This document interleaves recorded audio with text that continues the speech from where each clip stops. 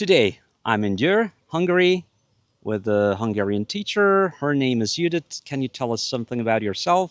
Yes, I am a Hungarian and English teacher, and I've been living in Győr for 2 years, but I spent a lot of time in my childhood in this city. Akkor most magyarul beszélgethetünk, akkor tudod megerősíteni, hogy élő ember vagyok. Igen, Milán egy élő ember. Tudod azt is megerősíteni, hogy nem használunk semmi mesterséges intelligenciát. Igen, meg tudom erősíteni, hogy nem használunk semmilyen mesterséges intelligenciát. Én is élő ember vagyok, szoktam kacsintani, pislogni, és még kézzel írott hagyományos jegyzetekkel is készültem erre a beszélgetésre. Elsősorban talán én mesélhetek arról, hogy hogyan megtanultam magyarul, akkor a nagymamám magyar volt, de gyerekként nem tanultam magyarul, csak felnőttként, akkor tudom, hogy mennyire nehéz a magyar nem csak kiejtéssel, hanem főleg a ragozással foglalkozni. Szerinted mi nehezebb, a kiejtés vagy a ragozás? Ez egy nagyon jó kérdés, nagyban függ attól is, hogy az illető milyen anyanyelvi háttérrel rendelkezik, vagy milyen más idegen nyelvi ismeretei vannak. Szerintem összességében a ragozás azért nehezebb, mint a kiejtés a legtöbb tanítványomnak, de vannak, akik azt mondják, hogy nekik az i, ü, ö, de akár az o megkülönböztetése is komoly problémát jelent. Igen, és szerinted milyen lehetne az én szintem a magyar nyelvben? Ugye én most eddig téged inkább szóban hallottalak, nem csak ebben a beszélgetésben, hanem már ugye többször is beszéltünk.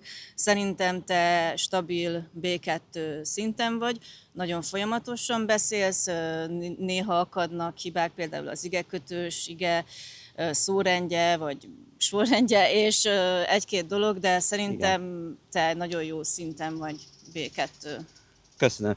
És szerintem attól függ, valami teszteket is csináltam az interneten, de attól függ, hogy mi a lényeg, akkor írás, olvasás, vagy Igen. beszélgetés, és szerintem nekem még a szókincs hiányzik, akkor talán több időt szentelni kell ennek, de nincs idő. És szerinted mikor lehet mondani, hogy valaki csak tanul, és mikor azt lehet mondani, hogy már tud beszélni? Szerintem ezt akkor lehet kimondani, ha valakinek úgy bekerül egy nyelv az életébe, hogy a mindennapokban használnia kell, és elkezd vele olyan szinten komolyan foglalkozni, hogy munkába, de akár csak család miatt, nekem több tanítványom is amiatt tanul, mert a családjában vagy a felmenői voltak magyarok, vagy a párja magyar, és mindenképpen élő, igazi szituációkban el kell kezdenie használni, és ezekben már egyre természetesebben beszél, és nem tankönyvízű mondatokat mond csak vissza, hanem ténylegesen spontán tud részt venni a beszélgetésekben, függetlenül attól, hogy nyelvtani hibák, akár az igekötők, vagy bármi más még becsúszik. Győrben élsz, és gyerekkorodban is itt voltál, ugye? Hát gyerekkoromban a nagyszüleim voltak győriek, úgyhogy 11 éves koromig én nagyon sok időt töltöttem, főleg nyáron Győrben, én imádom a vizet, rengeteget mentünk a strandra, a vízitáborokba, és itt töltöttem a gimnáziumi éveimet is, de a szüleim egy faluban éltek, úgyhogy akkor úgy, hogy minden nap bejártam ebbe a városba, de akkor is a mindennapi életemnek része volt. Aztán 15 évet töltöttem Budapesten, és most már 2,5 évvel van, hogy visszaköltöztem. Milyen a város, mi tetszik ebben a városban? Az továbbra is tetszik, ami gyerekkoromban megvolt, hogy én nagyon szerettem a vizet, és hogy a vízpartok gyakorlatilag nekem most 20 perc biciklizéssel elérhetőek, míg Budapesten egy olyan helyszínhez, ahol mondjuk ténylegesen fürödni is tudtam, meg strandolni, ahhoz nekem akár fél órát vagy 1 órát kellett tömegközlekedéssel utaznom. Nagyon szerettem a kultúrát, a régi épületeket, én nagyon szeretek sétálni a belvárosban, akkor is, ha már nagyon sokszor láttam, nekem mindig tudja valamilyen új arcát mutatni ez a város. És milyenek az emberek, a győriek? Hát aki lokálpatrióta és tőzsgyökeres, és mondjuk nem csak a gyerekkorát töltötte a nagyszüleinél, mint én, hanem ténylegesen itt élt, itt született, mindig itt élt, ők nagyon-nagyon lokálpatrióták, és nagyon büszkék erre a városra, a város eredményeire, a Magyarországon belüli pozíciójára, de Győrben már nagyon sok olyan úgynevezett bevándorló él, aki mondjuk Kelet-Magyarországról költözött ide jobb élet, jobb munka reményében, és ők is a város része, és ide mindig költöznek, jönnek-mennek az emberek. Van valami különleges slang, vagy valami tájszólás itt Győrben? Győr a Közép-Dunántúli kisalföldi nyelvjárásba tartozik. Ez a nyelvjárás elsősorban a kiejtésben tér el a úgymond hivatalos standard magyartól. A magyar ugye azért elég homogén nyelv, nekünk nincsenek olyan problémáink, vagy olyan érdekességeink, mint mondjuk a németeknek, hogy mi nagyon megértjük egymást, de az észrevehető, hogy itt például az i, ü, u, azok röviden ejtett magánhangzók, ugye 10, 20, hús, tűz. A slang az számomra olyan kérdés, hogy a fiatalok beszélik, így azt mondanám, hogy ez ma a közösségi médiával terjed, úgyhogy ez olyan mértékben felgyorsult, hogy egy ekkora országban nem fogunk nagyon sok olyan szót találni, ami slang szó és csak Győrben van.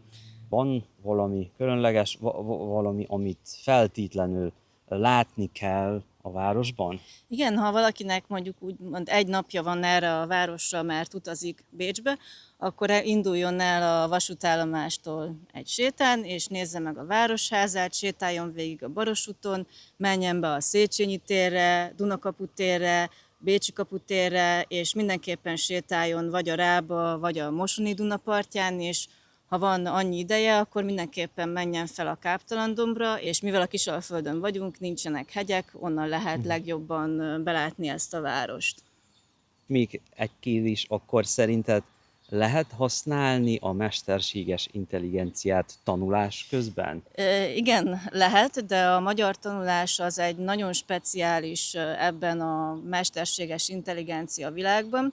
Ugye mindenkinek mások a lehetőségei, attól is függ, hogy mit használ. Én azt tudom mondani, hogy sajnos az ingyenes verzióban nagyon-nagyon rossz szórendű, nyelvtanilag hibás, és sokszor szókincsben is hibás mondatok keletkeznek. Például az igekötős igéket a ChatGPT nem nagyon tudja használni, akkor sem, ha például van valamelyik igének valamilyen átvitt jelentése, hogy nem azt jelenti szó szerint, hogy mondjuk átmegyek, hanem valami mást, hogy mindenképpen úgy használja, hogy mellette tud kapcsolatot tartani egy magyar anyanyelvi beszélővel, nem feltétlenül kell, hogy tanár legyen, hanem csak anyanyelvi legyen, hogy azonnal meg tudja mondani egy mondatról, hogy helyese.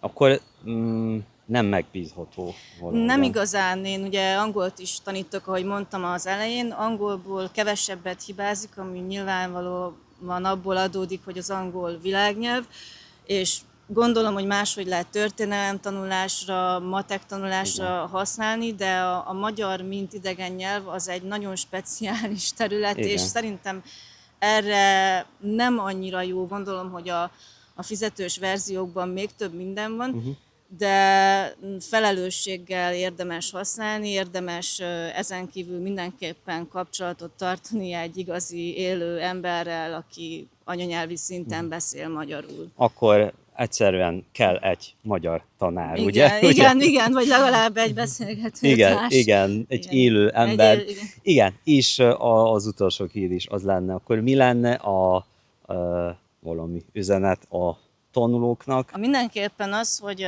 ne törődjenek azzal, hogy a magyar elsőre nehéznek tűnik, vagy másmilyennek tűnik, mint azok a nyelvek, amiket eddig esetleg tanultak. Mindenképpen próbáljanak meg az elejétől beszélni, akár egyszerűen kézzel, lábbal mutogatva kifejezni azt, amit akarnak, hogy természetes legyen, és később is, ha nem tudnak valamilyen szót, ne ijedjenek meg, tudnak már elég fülnevet, igét, és próbálják meg barkóba-szerűen körülírni. Köszönöm szépen, Köszönöm szépen. a beszélgetést, and thank you for watching, and subscribe to the channel, and stay tuned for more. See you next time.